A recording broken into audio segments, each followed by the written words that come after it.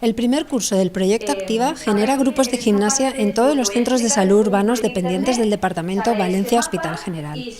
Activa es un proyecto que surge en el Centro de Salud de Fuensanta y que la Dirección de Atención Primaria ha extendido a todos los centros de salud de la ciudad dependientes del Departamento Valencia Hospital General.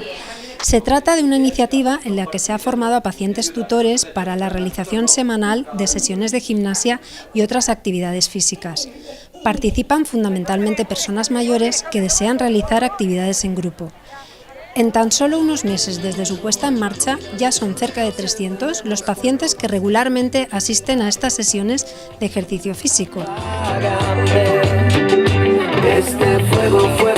Nosotros hemos visto que la gente mayor cada vez es más numerosa, que los recursos sanitarios cada vez son menores y había que poner en marcha actividades que potenciaran el ejercicio físico entre la gente mayor, que se ha comprobado que disminuye el gasto sanitario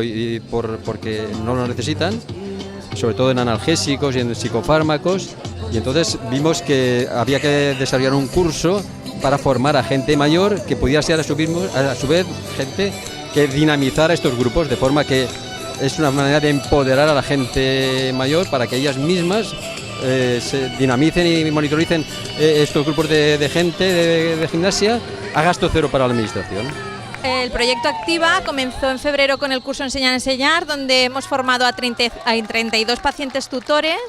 que están liderando grupos de gimnasia en 7 centros de salud dependientes del Departamento del Hospital General de Valencia, concretamente en la ciudad de Valencia. Aún no nos hemos extendido a los pueblos. Actualmente en cada centro hay una media de 20 o 30 pacientes haciendo ejercicio físico en forma o de gimnasia dentro del centro de salud o bien en forma de paseo. En concreto, juntándonos a todos,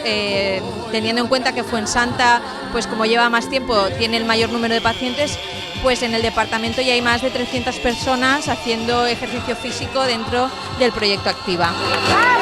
El Hospital General de Valencia ha acogido el acto de final de curso que se retomará tras el verano.